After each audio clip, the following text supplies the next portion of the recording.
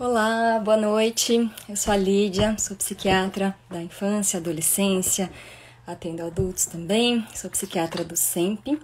Nós estamos aqui hoje para mais uma live. Toda terça-feira nós do SEMP organizamos uma live com um tema diferente, cada profissional chama um convidado para ajudar na conversa. E hoje o nosso tema é sobre depressão na infância e adolescência. As crianças também deprimem. E para me ajudar nessa conversa, nós convidamos o Dr. Miguel Ângelo Boarati. Ele é também psiquiatra da infância e da adolescência. E eu já vi que ele entrou aqui, então eu vou já... Calma aí, deixa eu chamá-lo. Eu vou adicioná-lo. Ele é médico colaborador do Programa de Transtornos Afetivos da Infância e Adolescência do IPQ. Espera um minutinho que eu só tô chamando o Dr. Miguel aqui. Um segundinho.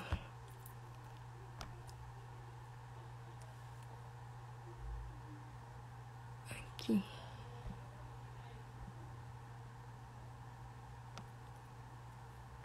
Eu não sei se o Miguel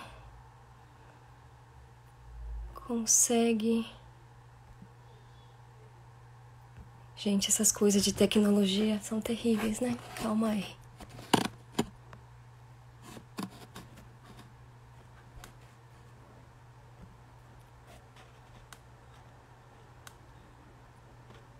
Miguel, se você estiver me escutando, que eu vi que você está online, eu tô clicando para te adicionar à conversa, mas tem uma observação aqui que você não consegue participar. Deixa eu ver o porquê. Porque os demais participantes da conversa eu conseguiria chamar.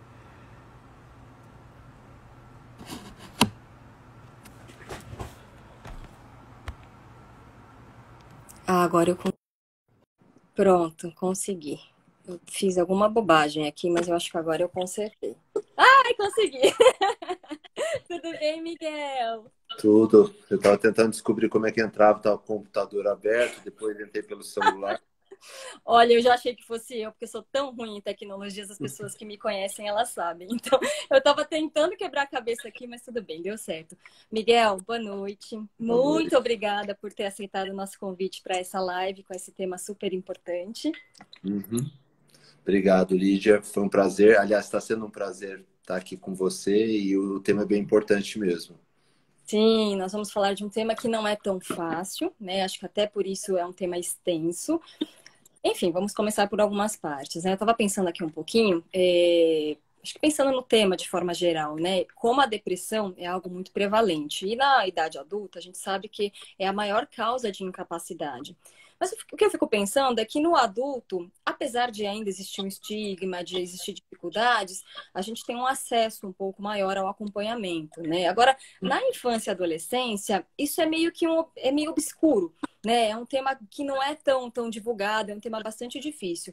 E eu estava vendo alguns dados da Organização Mundial de Saúde que na última década houve uma estimativa de um aumento de mais ou menos de 4,5% de crianças crianças e adolescentes, né? Entre 6 a 12 anos que eram acometidos pela depressão, e esse número passou para 8%, ou seja, quase que dobrou, né? Acho que Uhum. é uma estatística que acho que diz muito. Então, para começar um pouquinho a nossa conversa, eu queria tentar entender um pouquinho melhor como é que a gente consegue identificar a depressão na infância e na adolescência, quais são os sinais que fazem a gente prestar um pouco mais de atenção, e também passa um pouco por isso, né? Às vezes a criança tem um comportamento de tristeza, irritação, birra, e muitas vezes os pais não sabem muito o que significa isso, né? Então, vamos tentar explorar um pouquinho essa parte dos sinais e sintomas, Miguel. Tá bom, Lígia. Bom, a questão é a seguinte: na verdade, o aumento, sim, teve um aumento na prevalência, mas também teve um aumento maior na notificação. Quando a gente fala em depressão, é complicado, porque em cada fase da vida ela tem uma apresentação clínica diferente. Os critérios são os mesmos, mas a apresentação clínica é diferente. Por quê? Porque a criança, o adolescente, ele está se desenvolvendo, a maturidade cognitiva e emocional, ela também faz com que a apresentação clínica se modifique. Então, por exemplo, quando você fala na depressão em criança, tá? O que que você vê mais de emoção? Você vê muito mais irritabilidade, você vê muito Uhum, mais comportamento opositor. No adolescente, você vai ver irritação, mas você vai ver muito mais tristeza, você vai ver muito mais alteração de sono, né? Você vai uhum, ver muito mais anedonia, uma anedonia muito típica do adolescente, é aquela coisa de perder o interesse pelaquilo que ele gostava de fazer, como, por exemplo, sair com os amigos. Então, assim, a característica clínica vai variar conforme a idade, a maturidade e também a gravidade. Se você pega uhum. um quadro muito grave, é muito fácil de você fazer o diagnóstico. É mais Sim. difícil de tratar, mas é mais fácil de você dizer, não, tem alguma coisa errada com essa criança. É, quando você fala de uma depressão psicótica, de uma depressão maior com sintomas de risco de suicídio, por aí vai. Então, essa que é Uhum, a questão. E outra coisa que torna o diagnóstico difícil é porque ele se confunde muito com comportamentos típicos da criança. sim. Né? Então, por exemplo, se você pega uma criança deprimida, ela lembra muito uma criança manhosa, uma criança chorosa. A diferença de um quadro depressivo, de uma situação típica da infância ou da adolescência, é a persistência desse quadro. Os sintomas são muito mais persistentes e invasivos. Eles afetam o funcionamento da criança. Então, a criança fica muito mais incapacitada para as coisas do dia a dia. Uhum, sim. E aí, quando a gente fala dessa questão do funcionamento, né, muitas vezes essa repercussão acaba acontecendo no contexto familiar, né, então às vezes conflitos, ou mais mãe, ou mais birra, né, entre aspas, Uhum. ou às vezes num contexto escolar. Então, as escolas costumam ser muito parceiras no auxílio para identificar o sintoma. Né? Então, às vezes você está falando um pouco desses aspectos, uma queda de rendimento, às vezes uma criança que rendia e de uma forma súbita começa a ter uma alteração, ou então na relação com os amiguinhos, né? Quando você pega uma criança mais expansiva, é fácil de perceber, mas o problema é aquela criança mais quieta, porque você não É, vai perceber que ela está mais isolada. O que você vai ver é no resultado das provas. Realmente, a queda sim. do movimento é nítido, mas confunde com outras coisas. Por exemplo, eu já tive muita criança que estava deprimida, mas que tinha o diagnóstico de TDAH. Aí você fala assim, Ai, não, sim. é problema de TDAH. Não, não é problema de TDAH. O TDAH está bem cuidado. Ela deprimiu e, ao deprimir, um dos sintomas que a gente vê com muita frequência é a perda da atenção, a dificuldade atencional, dificuldade em funções executivas, a criança começa a ficar mais isolada, piora a sociabilidade. Quando você Uhum. pega uma criança agitada, alegre, espontânea, você vê. Mas e aquela criança que fica mais Que já quieta é na mais prova? retraída, né? Uhum. Uhum. Mas você falou uma coisa super importante, porque quando a gente percebe, né, um sintoma que a gente chama de mais internalizante, é mais difícil a gente notar, na verdade. Então, uma tristeza, um desânimo, uma falta de prazer, é difícil a gente identificar, a menos que a gente seja muito íntimo e seja muito atento. Agora, sintoma externalizante, que é a criança que causa, a criança mais agitada, que é mais opositiva, essas são as primeiras que chegam no consultório, na verdade, porque elas dão um pouco mais de trabalho inicialmente, né? Exatamente. Ela chega no consultório, mas às vezes ela chega com uma ideia diferente. Às vezes os pais Sim. acham que a criança é um TOD, é uma criança opositora, mas ela não era assim antes. Quando você vai Uhum. investigando, você vai conversando com a criança, você percebe que ela não quer fazer as coisas porque ela perdeu o interesse. Né? Ela não sente vontade de brincar, ela não sente vontade de estar com os outros, ela começa a se recusar a fazer tudo, mas não é uma característica de TOD, porque a criança com TOD ela tem uma questão com a autoridade. Ali Uhum. não, ali é um desinteresse mesmo. E aí a gente Sim. precisa investigar sentimentos de menos-valia, que é um sentimento importante e bastante sensível, desesperança, que às vezes não vem tão claro quando é menorzinho, né? Você vê em adolescente, por exemplo, aquela coisa de nada vai ficar bom, eu sou uma porcaria mesmo. Isso não vem às vezes de cara. Você tem que ter, assim, ter uma entrada, você precisa de tempo. E às vezes os pais já vêm com aquela ideia pré-concebida de ele tá Uhum. teimoso, ele tá dando problema, é preguiçoso, etc e tal. Sim, sim. Não, isso acho que você falou, você começou falando da questão da idade, né? É fundamental, né, a gente pensar um pouco na questão do desenvolvimento, porque eu estava pensando um pouco nos adolescentes. O quanto chega para a gente, né, uma questão de suspeitas em relação ao comportamento do adolescente, que passam muito por essa linha da pessoa que não se esforça, da pessoa que é preguiçosa, da pessoa que só quer saber de jogar videogame e não quer saber de estudar. E claro que às vezes tem algo disso mesmo, mas muitas vezes a gente precisa tomar o cuidado para a gente excluir alguma condição mais séria, né? Então, o próprio quadro depressivo é uma condição muito séria que às vezes ela fica acaba que fica escondido aí dentro dessas outras manifestações, né? Exatamente. Um ponto importante, né, Lídia, é lembrar que a depressão é também um quadro comórbido a vários outros quadros. Ah, perfeito, sim. Então, Sim. se você não ficar atento a isso, se você fica pensando, ele é TDAH, ele tem déficit de atenção, ele está indo mal na escola, então por isso que ele está chateado. E às vezes ele está indo mal na escola como uma consequência de um estado depressivo. Por Sim. isso você precisa ter muita acurácia e cuidado, para também não achar que tudo é depressão. Porque senão a gente acaba superestimando em situações que Uhum. não são. Às vezes a gente Uhum. acaba fazendo um diagnóstico equivocado porque a gente não conhece a história de vida daquela criança. E um Sim. ponto importante, Lígia, que a gente nunca pode esquecer é a história familiar. A história Ah, familiar de perfeito. depressão é muito prevalente. Então, muitas vezes, o pai ou a mãe não vê a criança deprimida porque eles também estão deprimidos. Essa é a Então, eles referência que eles têm, né? exatamente a referência que eles têm, porque é tão frequente eu ver mães deprimidas que vêm falar do filho que só vão perceber que o filho está deprimido quando ele estiver muito deprimido com ideação suicida. Por quê? Porque ela achava que esse era um padrão normal, porque ela também é assim. E às vezes os Uhum. próprios pais não percebem que eles também têm o quadro de depressão, já tiveram, né, no Sim. passado. Tiveram uma adolescência muito parecida, eu já peguei familiares dizendo isso. Eu era assim também na adolescência e hoje eu tô aqui, né? Tô bem, tô vivo, sei lá. Também Mas não, sobreviver, né?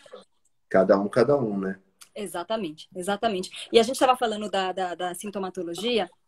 E é muito complicado, né? Porque a gente já está falando das faixas etárias distintas, né? E a gente também está falando de vários tipos de sintomas, né? Então, eu fiquei pensando aqui um pouquinho na parte neurovegetativa, por exemplo, né? Você tem desde uma hipersonia, que é um aumento de sono na adolescência, que você me descreveu, mas às vezes você tem uma insônia, né? Então, você tem a questão de aumento de apetite, mas você tem uma inapetência. Então, os dois são critérios para a gente suspeitar de depressão, mas cada criança ou cada adolescente vai ter um tipo de apresentação diferente. Então, tem uma variabilidade de sintoma grande também aí, né? Eu acho que o importante é você ver uma mudança no padrão. Se a criança Uhum. tinha um determinado tipo de comportamento e ela muda, você precisa ver que tem algo errado. E o que é que Sim. está errado? Normalmente vai por essa linha. Às vezes a criança começa, antes de deprimir, ela pode ter sintomas de ansiedade social, por exemplo. Começa Uhum. a ter ansiedade social no final da infância, quando ele é adolescente. Na adolescência, a demanda de sociabilidade, ela percebe uma inapetência, uma incapacidade, aí ela deprime, e aí você fala, ela tem ansiedade, ela tem pânico. Não, ela tem um quadro de ansiedade social, mas que evolui para uma depressão. E às vezes é uma depressão longa, que começa bem devagarzinho, mas já vai trazendo prejuízos. Uhum, uhum, sim, sim. E já que a gente está falando em relação à sintomatologia, eu estava pensando aqui um pouquinho também da gente falar sobre alguns fatores etiológicos aí, né? Porque aí a gente pode fazer uma conexão entre sintoma, entre causa e efeito aí, né? Então, do que a gente conhece? Sei que tem várias teorias, né? O que a gente consegue falar para as pessoas que estão assistindo aqui do que causaria a depressão, se é que a gente consegue falar nesses termos? Bom, a depressão, como quase todas as doenças, inclusive as doenças psiquiátricas, é multifatorial, mas a gente sabe que existe fator de risco, começando pela genética, né? Então é importante você ver história familiar de depressão ou de transtorno Perfeito. bipolar, doença afetiva ou outras doenças psiquiátricas, situações de gravidez e partos, prematuridade, mas principalmente situações de violência, né? Crianças que sofreram abuso, maus tratos, crianças com transtorno de transtorno do apego. Então, são condições da primeira infância. Situações adversas durante o desenvolvimento, por exemplo, baixa habilidade social, crianças com outros transtornos mentais, problemas escolares, baixo rendimento escolar, bullying. Então, a gente tem Uhum, vários fatores. Fatores uhum. intrínsecos, né, familiares, fatores ambientais. E às vezes é uma soma de fatores que vai se acumulando ao longo da vida, durante o desenvolvimento, que culminam com um episódio depressivo. Para a gente fazer o diagnóstico, você precisa procurar os critérios diagnósticos, tem que ter humor deprimido ou irritado, tem que ter anedonia, né? E pelo menos algumas alterações neurovegetativas, alteração de sono, de apetite, alterações cognitivas, como sintomas importantes. E dependendo da faixa etária e dependendo também do gênero, você vai ter mais de uma característica, mais de outro. Perfeito, perfeito. Tem uma. Você estava falando um pouquinho em relação ao diagnóstico, né? É, te- é, existe Estou pensando aqui, na verdade a gente está falando de diagnóstico e etiologia. Teve um estudo que eu achei muito simbólico, muito significativo, que ele foi mapeando um pouco, né, alguns eventos de vida negativos na infância precoce, né, principalmente naquela primeira infância, mas enfim, né, acho que em geral tem a ver com situações de negligência, situações de abuso, situações de violência, né?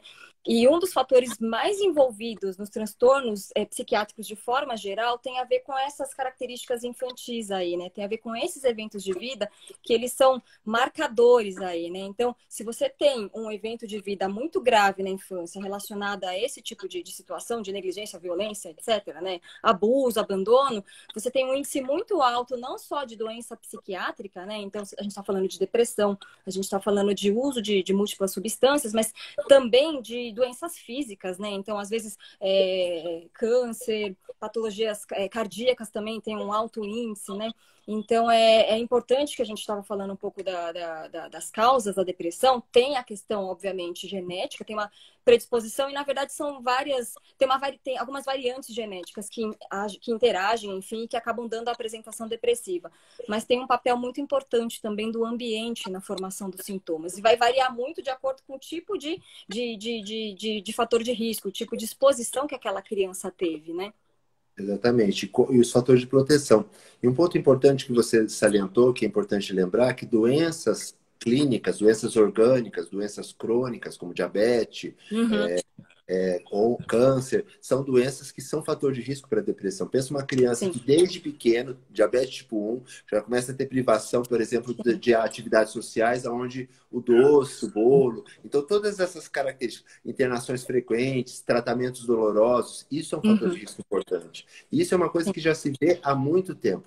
É importante a gente salientar, né, Lígia, que antigamente, se a gente está falando de 100 anos atrás, eles acreditavam que a criança não deprimia, que a criança não tinha maturidade igual que para a depressão. Isso não é verdade. A gente sabe que, independente da faixa etária, a depressão ela pode acontecer em qualquer uma das fases. É claro que ela é mais prevalente à medida que a criança cresce. Então, crianças maiores e adolescentes têm mais do que crianças pequenas. Porém, quando você pega em crianças pequenas, costumam ser mais graves os quadros, mais Sim. arrastados, tem mais fatores envolvidos. Tem até uma descrição, né, que aquela depressão anaclítica que Spitz fez, acho que foi mais em 1946, eu acho, se não Foi me no engano. pós-guerra. Foi no pós-guerra. Foi Inclusive, ele exatamente no pós-guerra, né? se confunde um pouco com o transtorno do apego que o Bowlby descreveu e que tinha a ver Uhum. justamente com isso. Eram crianças que haviam perdido contato com as figuras de referência na primeira infância e que tinham desenvolvido, quer dizer, um fator de risco muito grave. Sim. Né? A primeira infância ela é tão importante que ela cresceu o foco dela, né? De se estudar a primeira infância, os fatores de risco desde o momento que a criança nasce até ela começar a andar, a falar, que é, né, a partir dos 3 anos. Então, é um período muito crítico da vida. E situações de estresse nessa fase, quando a criança ainda nem tem consciência, está no pré-verbal, a coisa fica marcada lá no fundo. Uhum, uhum. Mesmo porque é aquela história, né? Quando a gente tem um desenvolvimento cerebral da criança, as crianças muito pequenas, elas têm a região subcortical que é mais desenvolvida, enfim, que é uma região mais primitiva. Então as emoções estão ali, né? Estão super afloradas, né? São muito intensas. Agora, a região responsável por aplacar um pouco isso, né? Que seria a região cortical, ela não está bem desenvolvida. Inclusive, na própria adolescência, você tem uma maturidade um pouco maior, mas longe de estar desenvolvida, tanto que os próprios adolescentes eles têm mais recurso, obviamente, que a criança pequena, mas eles super se atrapalham com esse tipo de condição também. E é o que preocupa nos adolescentes, que é um pouco, você estava falando um pouco de funções executivas, né? É uma certa inabilidade, eles até têm um conhecimento, eles conseguem executar algumas tarefas, mas quando você fala de regulação emocional, controle de impulso, isso passa longe, na verdade. Aí o risco, né, que a gente tem em relação a essa população, né? E o adolescente ainda tem a força da ação, né? A criança você consegue ter um certo controle. O adolescente, os Exatamente. pais não têm total controle. Tem a questão da maturidade do córtex pré-frontal e também das conexões entre o sistema Sim. límbico e o córtex frontal. Então é importante saber, inclusive na discussão que se fala a respeito de maioridade penal, é lembrar que o adolescente nunca foi adulto e principalmente ele não tem total clareza de consequência, ele é muito mais impulsivo. Por isso que o Uhum. risco de suicídio na adolescência é muito maior. O suicídio sem planejamento. Às vezes a gente fica procurando, tem ideação suicida com planejamento, no adolescente pode acontecer num ato de impulsividade. Num quadro depressivo, isso vai estar muito mais facilitado. Sim, sim, certamente. Não, e você estava falando da questão do suicídio, mas também tem aquele aumento de impulsividade por atividades prazerosas, né? Então você Uhum. tem uns adolescentes que se expõem mais à situação de risco, tanto do ponto de vista de comportamento sexual, busca de drogas, né? Ou busca por atividades, né, de risco, né? Pegar o carro escondido, sair dirigindo. Então é uma faixa etária de muitos desafios aí que a gente precisa ficar muito atento. Aí você falou principalmente da questão do suicídio, né? E acho que aproveitando, então, o assunto, a gente depois, assim, a gente vai e volta, né, Miriam? Mas aproveitando o assunto, a gente está no Setembro Amarelo, né? Então é um período importante para conscientização em relação ao suicídio. E a gente podia falar um pouquinho sobre isso, porque não é tão fácil identificar quando a criança ou quando o adolescente eles estão com algum comportamento que nos leve à suspeita de que pode ter uma tentativa. Enfim, como é que a gente consegue ajudar os pais na orientação em relação a isso? O que a gente tem que olhar na criança e no adolescente?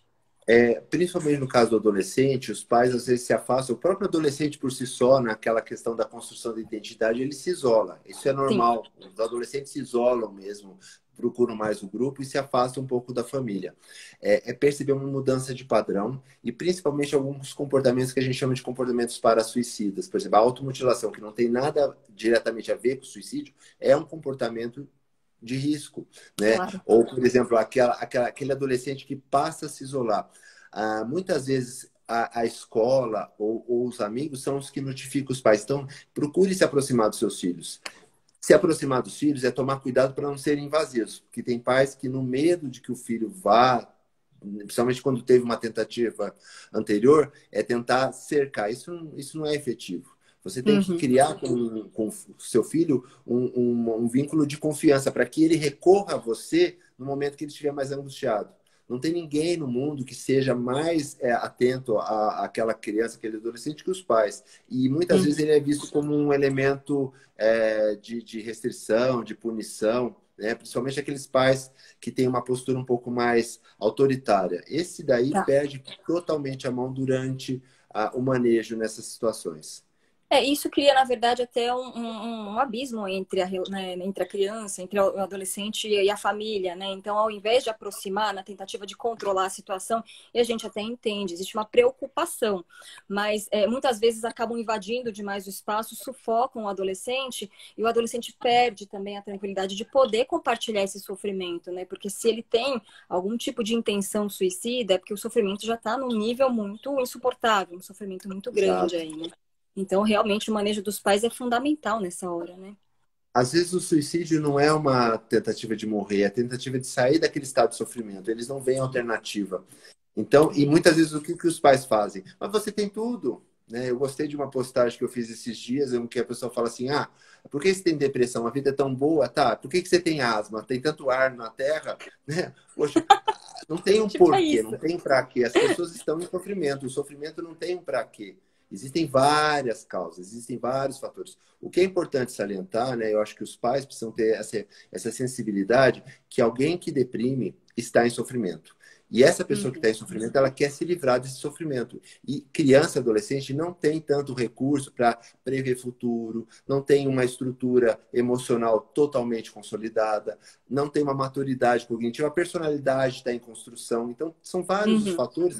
É como se fosse uma casa em construção aonde vem uma tempestade. Muitas vezes derruba o teto, né? Então, Claro. os pais precisam estar atentos.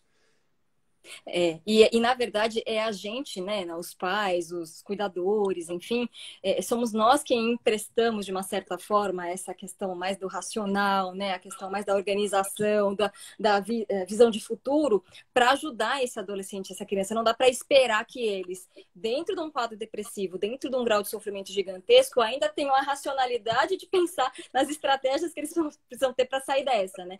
E você Exatamente. falou uma coisa super importante, né, dessa coisa de desqualificar o sintoma, né? Isso é frescura, isso não é nada, se esforça. Isso, eu escuto os adolescentes, né, que a gente atende, eles ficam muito sentidos com isso, né? Eles ficam com raiva, eles ficam tristes. E tem isso também, né? Quando a gente fala de depressão, fica parecendo que depressão é igual tristeza. Não, depressão é uma soma de sintomas. Tem tristeza, tem raiva, tem Uhum. sensação de vazio, tem falta de esperança, tem queixas físicas. Muitas vezes a gente vai pegar a sintomatologia, não é tanto na questão emocional. Eu sempre falo que a depressão, você olha muito para as queixas emocionais e você esquece das outras queixas. As queixas neurovegetativas, né? Apetite, sono, as queixas cognitivas de Sim, falta de concentração, dificuldade de tomar decisão. Então, todas essas queixas precisam ser observadas e elas vêm com impacto no funcionamento da criança, do adolescente, do adulto também. Não é só a tristeza, não é só a angústia, não é só a sensação de vazio, mas é as outras queixas que compõem o quadro. sim, sim. A diferença é que muitas vezes com o adulto, nem sempre, né, Miguel? Mas às vezes o adulto ele vem já um pouco mais pronto para poder relatar suas queixas, para poder pedir ajuda, às vezes de uma forma meio torta, mas de forma geral temos mais recurso a princípio para isso, né? Agora, com a criança é muito difícil, né? Porque é muito da observação dos pais, né? Muito da Isso. forma como eles entendem e enxergam aquela criança, né? Então, acaba sendo um grande desafio fazer o diagnóstico mesmo, né? Isso. E o diagnóstico, os pais têm que ficar atentos, mas quem vai fazer o diagnóstico é a gente, e por isso a gente Sim. tem que ser muito cuidadoso. E você fala uma coisa importante, quando a gente fala de adulto, a gente esquece que esse adulto foi uma criança. E boa parte desses adultos que têm uma depressão grave, refratária, foram adolescentes, foram crianças já com quadro depressivo. O episódio não começou na vida adulta. Dificilmente, né, a gente vê um adulto deprimido gravíssimo, com 40 anos de idade, que começou com aquela idade. A depressão começou lá com uns 13, 14, porque assim, a depressão é uma doença de episódios, né? Existe um estudo grande, né, o chamado TADS, né, que é o Treatment Adolescent Study of Depression, que é um estudo que acompanhou adolescentes, daí falou de tratamento, o que responde, o que não responde. E o que eles perceberam? Quase 90%, 96% das crianças e adolescentes que têm um quadro depressivo, eles têm uma melhora depois de 7 meses. Porém, eles vão ter um outro episódio antes de 5 anos. Ou seja, é uma doença que não é só aquele momento. Ele vai voltar se você não fizer algumas coisas. Uhum, uhum, se você não fizer uma intervenção. Agora, eu sei que a gente tem outras coisas para conversar, mas já que você estava falando em relação a essa, a essa questão da criança ou do adolescente que tem a sintomatologia, que tem uma resposta ou remissão de sintoma e depois apresenta, tem uma pergunta que surgiu aqui durante a divulgação da live, que é de um perfil da Aurora Senhora. É uma mãe de 3 filhas maravilhosas, e que ela pergunta em relação a isso, né? Ela quer saber se a depressão tem cura, ou se ela precisa ser acompanhada pelo resto da vida. Então, acho que entra um pouquinho nisso que você estava dizendo, né? Bom, isso varia, né? Temos depressões gravíssimas, né? A depressão bipolar, por exemplo, que é do transtorno bipolar, provavelmente ela vai ter um curso mais crônico. Vamos pensar na depressão unipolar, que é a depressão como a gente conhece, né? Episódios depressivos sem episódios de mania. A depressão, ela tem cura, né? Mas ela pode recair. É como se fosse um Uhum. quadro de asma. Vamos pensar, fazer um paralelo. O quadro de asma que eu usei agora há pouco como exemplo, ele tem cura. Você tem que fazer medidas não farmacológicas, como a mudança de hábitos de vida, atividade física, higiene da casa, não fumar, etc. E você, às vezes, precisa usar medicação. Com a depressão é muito parecido.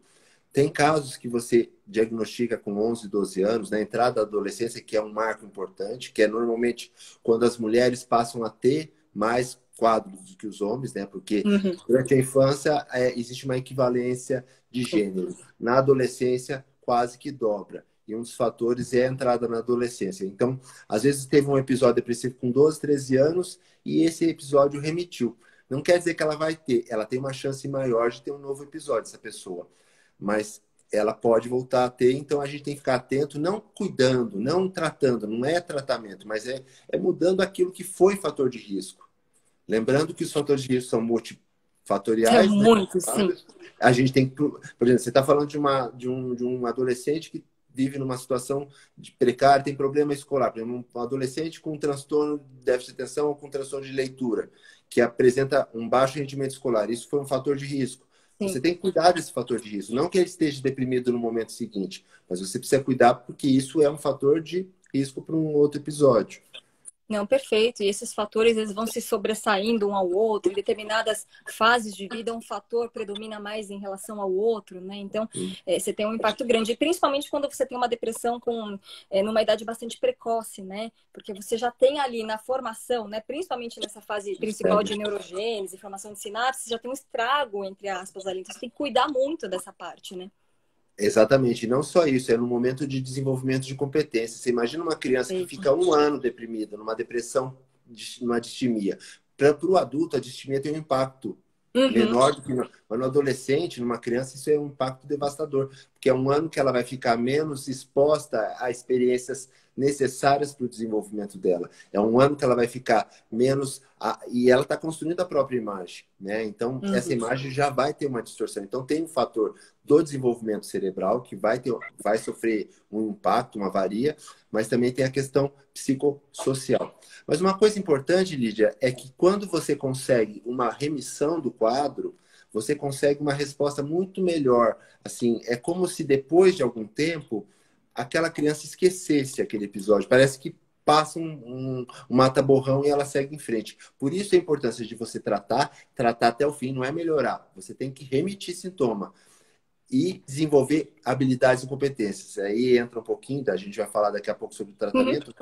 A terapia é muito importante, porque você vai ter que desconstruir muitas crenças que a criança constrói durante o momento que ela está deprimida. E vai ter que trabalhar a exposição a situações que ela se mostra inábil, como, por exemplo, situações sociais, situações escolares, relacionamento familiar.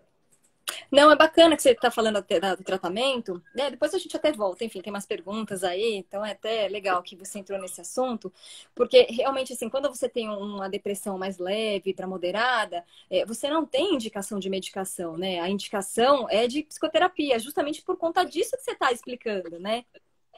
Né? Enquanto você pega quadros na infância, principalmente crianças menores, que são quadros menos graves, né? Costumam ser, né? Você Uhum. não tem indicação de farmacoterapia, você tem indicação de tratamentos psicossociais, psicoterapia, orientação de pais, suporte escolar. Às vezes são situações muito pontuais que a identificação precoce e a intervenção precisa resolve. Aquilo que foi feita a pergunta, tem cura? Tem cura sim, tem tratamento, e o tratamento efetivo, eficaz, mas precisa ser feito assim que o diagnóstico for desenhado. Perfeito. E você estava falando em relação à orientação familiar. Muitas vezes eu também vejo na prática aqui que algumas, você falou um pouco dessa correlação, né, de alguns pais, né, ou o pai ou a mãe ou ambos, enfim, terem sintomas. E a gente às vezes tratando a criança vem, a gente começa a fazer um acompanhamento, a gente percebe o quanto a mãe ou o pai tem algum tipo de sintomatologia que se a gente não fizer uma intervenção, também acho que a criança acaba que não consegue seguir adiante em relação à melhora dela. Então, dentro do tratamento, né, a gente acaba encaminhando, obviamente, a figura do pai ou da mãe, enfim, mas dentro da avaliação a gente também consegue perceber a questão da dinâmica familiar para a gente poder orientar pontualmente, enfim, aquilo que for necessário e quando couber e quando for necessário um encaminhamento mais específico para alguém da família, a gente acaba fazendo isso com uma certa frequência também, né, Miguel?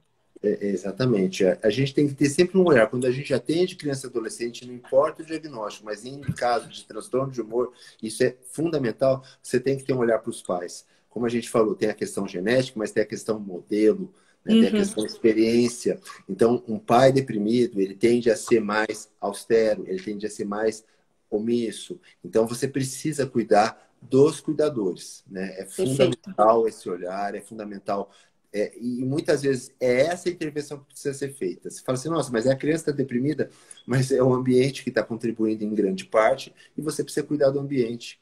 Senão você Sim. pode realmente entrar numa roda viva de ficar cuidando de sintomas e não cuidar do quadro como um todo. Sim, não, perfeito, perfeito. E aí também dentro da questão do tratamento, em casos mais severos, e eu sempre falo isso, né, quando a gente conversa aqui, Porque, infelizmente, Miguel, acho que você também sente isso, né? A gente sofre, na verdade, o psiquiatra, né? Principalmente da infância e adolescência, as pessoas têm muita resistência de encaminhar pra gente, né? E eu acho muito bonitinho quando alguns pacientes olham e falam, nossa, não, você só conversa, então tudo bem, né?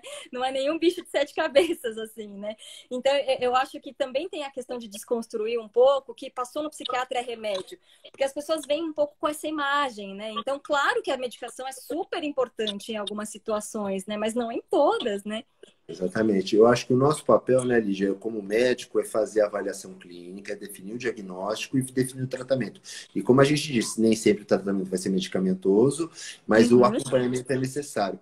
Essa distorção, infelizmente, não é só uma característica de pessoas leigas. A gente tem muitos profissionais da área da saúde uhum. mental, né, psicólogos, que acham que ir para o psiquiatra é porque vai ter que tomar remédio, então não tem que passar no psiquiatra. Toda criança deveria passar quando tivesse qualquer alteração de comportamento, qualquer alteração emocional, inclusive para a gente poder fazer o diagnóstico precoce. Muitas vezes eles chegam na gente já com 6 meses de evolução ruim, né? Às vezes já precisava ter feito uma intervenção. Às vezes você olha a criança no momento zero, né? Por exemplo, quando Uhum. começa o quadro, vai revendo, vai reavaliando. Às vezes você começa com um tratamento mais cedo, o prognóstico melhora muito, né? E às vezes até do próprio profissional. Aí eu vou falar para os psicólogos que estiverem assistindo entenderem que é importante ter essa troca. Muitas vezes as questões são de ordem psicológica, são de ordem ambiental, mas é importante que o médico já tenha visto a criança para justamente poder haver uma troca e você pegar os casos mais graves e fazer uma intervenção mais cedo. Intervenção Uhum. farmacológica, eu estou dizendo. Não, perfeito.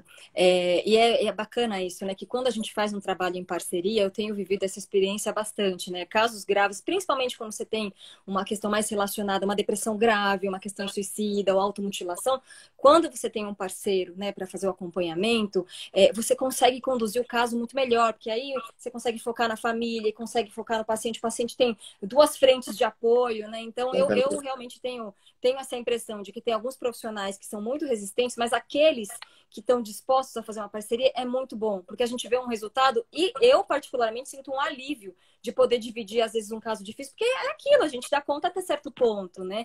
Mas é bom que a gente tenha com quem conversar, compartilhar olhares e, enfim, né? Acho que fazer um diagnóstico mais preciso, isso sempre ajuda, né?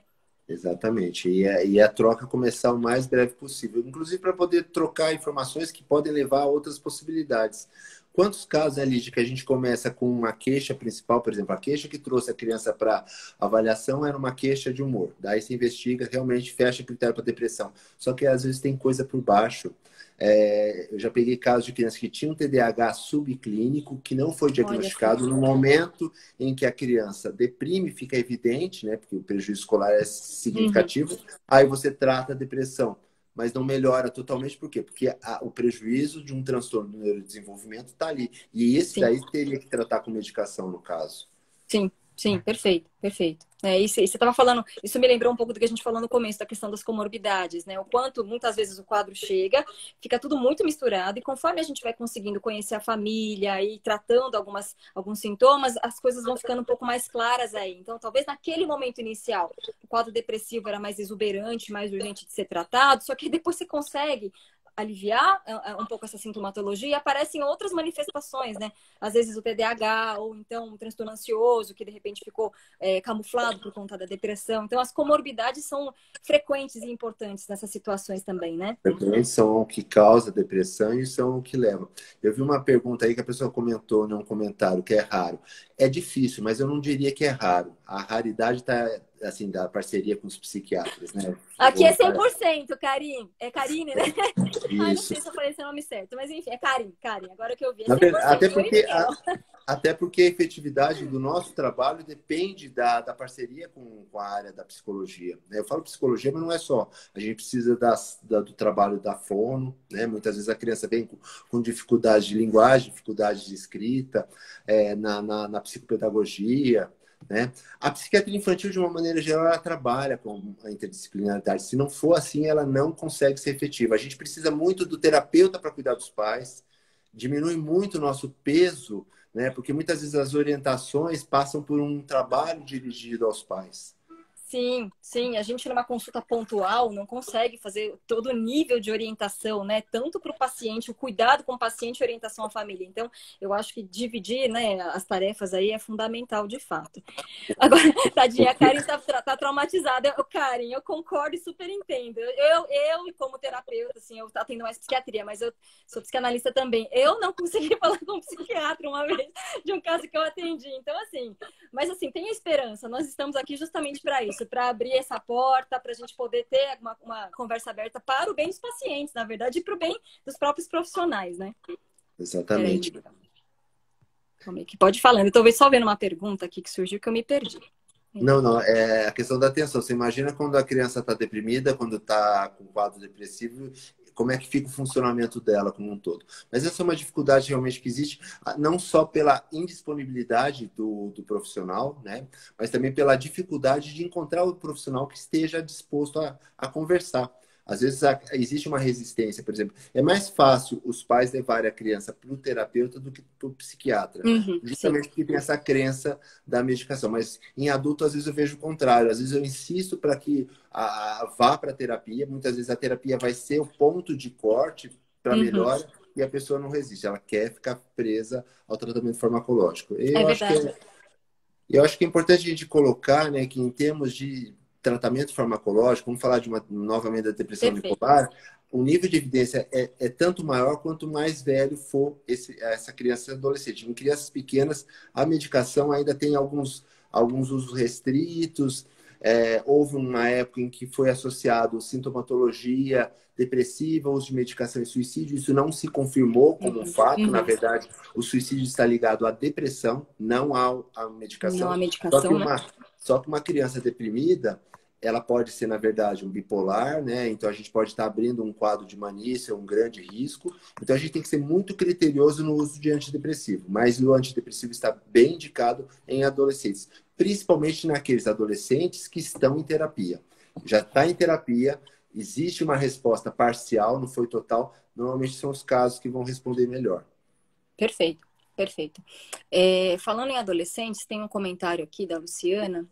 Que maravilha ouvir vocês falando sobre adolescentes. Eles precisam de escuta e olhar, é isso mesmo.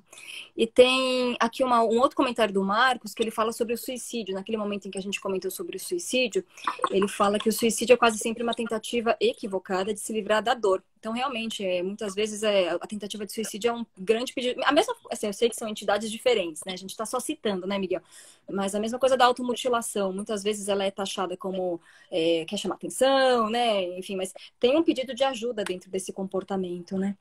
A automutilação, fazendo um parêntese, ela está muito ligada à depressão, né? Quadros depressivos. Se fosse para chamar atenção, eles não escondiam o braço, né? Na verdade, a tentativa de alívio da dor psíquica.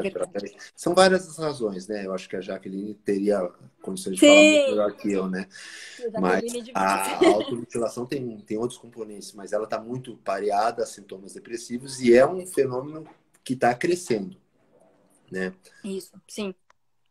Eu acho que uma coisa interessante da gente falar, né, Lídia, que com a pandemia a gente teve um aumento nos casos de depressão, né, principalmente por conta do isolamento social. O isolamento social é um fator agravante bastante severo, inclusive em crianças pequenas.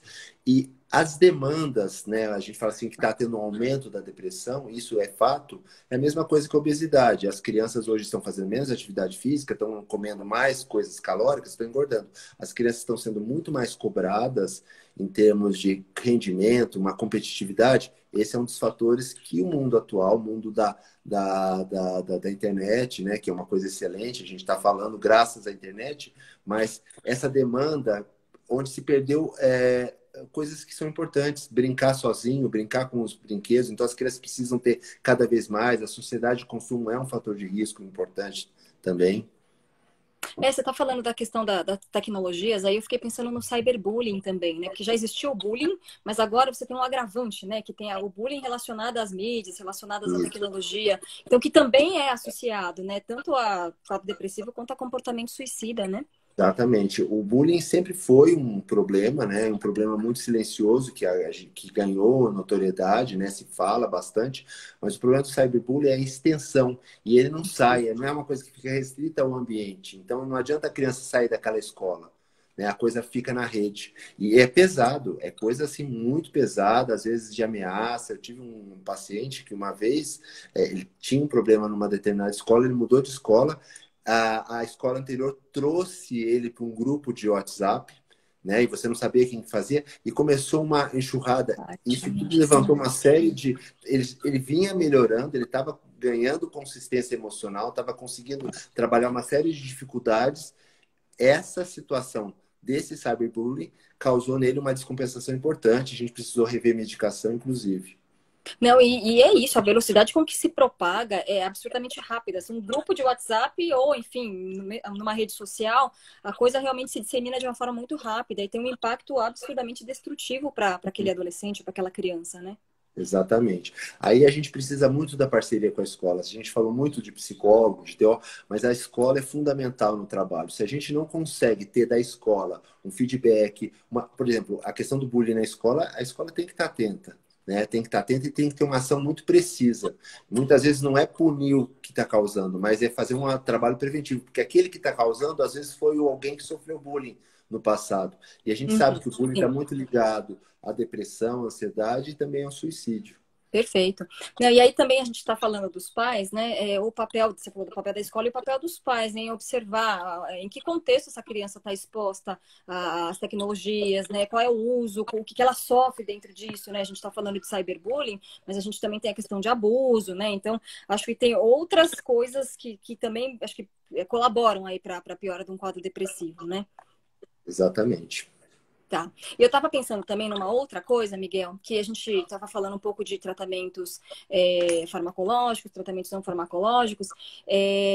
Tem algumas coisas que a gente também consegue orientar os pais, que pode parecer meio óbvio, mas eu fiquei pensando mais nesse período de quarentena, mas obviamente também já aparecia antes, mas é que agora é muito. Tem uma questão de alteração de rotinas, né? Então, a partir do momento em que a criança não vai para a escola presencialmente, então ela não acorda mais no mesmo horário, não dorme mais no mesmo horário. Essa alteração toda em relação a esse ritmo biológico de sono, vigília, alimentação, come qualquer horário, isso também é muito prejudicial, né? Porque isso causa uma desorganização interna, né? Exatamente. A gente precisa. O ritmo biológico, inclusive, é um fator importante a ser. Quando a gente vai investigar a gravidade clínica, o que a gente pergunta? Ideação suicida e qualidade do sono, né? Então, o ritmo biológico é fundamental para que você mantenha uma saúde psíquica e também uma alteração do ritmo biológico leva ao adoecimento psíquico. Então, Perfeito. desde o começo a gente vem falando isso para os pais organizarem a rotina, horário para comer, horário para acordar, fazer a atividade escolar como se estivesse na escola mesmo. Eu acho que muitos pais conseguiram fazer isso. Claro que dependendo do nível socioeconômico da família, tem família que as crianças estão sozinhas em casa e os pais estão trabalhando, né? Sim, Uma sim. situação. A gente está tendo um problema da pandemia, não é só um problema de saúde, é um problema econômico também. Então, toda essa situação de estresse gera um fator de risco e a falta de supervisão. Então, a gente precisa sempre bater bastante nessa tecla, a necessidade de organizar a rotina, de estabelecer mudança final de semana, semana, a realização das atividades e ficar atento quando a criança começa a não entregar, por exemplo, o trabalho, que ela começa a se recusar, né? A tendência dos pais qual que é? Punir, né? Porque né, fazia e por que não está fazendo agora, né? Então, às vezes, é uma quebra de rotina que leva a uma alteração do humor, que pode levar a um quadro depressivo, e às vezes o problema que está se relatando é só um problema de escola. Sim, sim. Né, e você estava falando, né, anteriormente em relação à associação também com a questão de obesidade, né? Estava pensando um pouco na questão da quarentena também, essa alteração alimentar, né? Muitas vezes, dependendo do tipo de alimento que você acaba ingerindo com mais frequência, você tem uma série de processos inflamatórios no cérebro, né? Então, quando você está falando de carboidrato, né, aqueles carboidratos mais simples, enfim, exatamente, né? Que é algo que a gente também tem que tomar cuidado. Então, na verdade, a gente está falando de depressão e tratamento, mas obviamente que também entram essas recomendações. Atividade física. Atividade física tem um efeito neuroprotetor também, né? Não é simplesmente a questão de proteger fisicamente, né? Tem uma questão cerebral aí também. Exatamente. Então, a organização da dieta, a organização do sono, a organização do mexer-se, a rotina no dia, então, o horário para fazer atividade física, o horário de acordar, tudo isso é importante. O que que a criança está comendo, né? E os Uhum. pais vão ter que supervisionar tudo isso. E aí você entra, volta a falar dos pais. Os pais estão Exato, sobrecarregados com Miguel. tudo isso. Então, ao mesmo tempo que a gente está orientando, a gente tem que tomar um cuidado para não parecer para os pais, para os adultos, que a gente está pressionando, que a gente está criticando, porque a gente precisa dos pais como parceiro. Sim. São os filhos deles que adoeceram, mas os pais também estão doentes. Não, e eu fico pensando, muitas vezes os pais, né, quando crianças, ou enfim, ao longo da vida, não receberam esse tipo de orientação, né? Muitas vezes você tem os seus filhos e vai lá, toma conta. E tem coisas que são mais óbvias, mas tem coisas que não são tão óbvias assim. Então a gente tem que ir aprendendo. E a gente, né, enfim, nós psiquiatras infantis estamos aqui para isso, para poder orientar os pais, né, em relação a essas coisas. E a gente precisa muito da ajuda de todos os profissionais, né? Eu estou vendo o Luiz falando sobre a questão da dieta, é isso mesmo. A gente não tem todo o conhecimento que a gente precisa para poder fazer um bom arsenal terapêutico. Por isso que o tratamento envolve uma atividade multidisciplinar, às vezes discussão, avaliação. Eu avaliei um menino hoje à tarde que uma das preocupações que a gente tem que ter com esse garoto é a questão da dieta dele, porque ele está comendo muito. Depois da quarentena, ele começou a comer demais. Ele está mais Sim. ansioso, né? Tá mais. Ele não chegou a estar deprimido, ele tem outras condições em vigência, mas a alteração do hábito alimentar foi impressionante. E a Juliana Gomes, que é uma amigona, psiquiatra maravilhosa, ela está escrevendo aqui sobre um trabalho, né, do Lancet, e sobre isso, a associação do fast food com o suicídio, né? Então foi um trabalho recente, publicado no Legal. Lancet, acho que é isso, né? Eu não conhecia, não, mas é isso mesmo. A gente estava falando sobre a ingesta de carboidrato e estresse no cérebro, enfim, mas tem muito a ver com isso que ela está trazendo também, né? Uhum. Exatamente. Não, muito bacana. Deixa eu só ver se não teve perguntas aqui não respondidas, porque as coisas vão passando, né, Miguel? E a gente, mas eu acho que foi tudo. Deixa eu ver. Eu acho que aqui já foi. Bom, de qualquer forma, se alguém tiver uma pergunta não respondida aí, eu e o Miguel temos super à disposição, né, para responder as dúvidas. A gente falou de um assunto super complexo, né, Miguel? A gente tentou, acho que, dar uma enxugada no tempo que a gente tinha, mas acho que uma coisa muito importante, né, que você trouxe, e acho que eu queria reforçar, é que a gente não está aqui para apontar o dedo para ninguém, mesmo porque nós também somos falhos, né? A gente está aqui justamente para orientar, para conscientizar que existe depressão na infância e adolescência, que é grave, que você precisa tratar da forma mais precoce possível, né? E que o tratamento não implica necessariamente um psicotrópico, né? Um tratamento farmacológico, mas é todo um cuidado, é uma rede de apoio, né? E que muitas vezes os pais querem e até tentam oferecer esse apoio para a criança e para o adolescente, mas eles próprios não têm apoio, eles próprios não conseguem. Então, que não adianta a gente também querer só cuidar de quem a gente mais ama, sendo que a gente não está se cuidando. Primeiro pela questão de não dar conta e depois pela questão do modelo, né? A criança e o adolescente vendo que o pai se preocupa, vai para terapia, né? Fala das suas questões, dos seus sentimentos de forma aberta, você vira uma grande referência para abrir o diálogo sobre sentimentos com seus filhos, né? E você está ensinando seu filho a como lidar com o sofrimento. Como é que o pai não sabe lidar com o próprio sofrimento, quer que o filho consiga, Que né? é que eu vou fazer se meu pai não consegue, né? É Exatamente. isso mesmo. Tá certo, Miguel. Eu queria muito, muito te agradecer. Fazia um tempo que eu não conseguia conversar com você, mas foi ótima a conversa, muito rica. Super obrigada por Obrigado. ter participado da live hoje com a gente, viu? Obrigado. Eu acho que essa proposta ela é muito importante, né, Lígia? Porque a gente vem com muitas desinformações e nesse momento em que a internet, as redes sociais trazem um monte de informações, a gente precisa filtrar e precisa ter clareza, né? Porque senão fica batendo cabeça, fica procurando culpados, falando um pouco de novo do suicídio, que é uma coisa que gera Uhum. muita culpa, né? A gente fala muito do suicídio por conta do mês e também porque existe uma forte associação entre depressão e suicídio, não é a única doença mental que Sim. causa o suicídio, mas a associação é muito alta.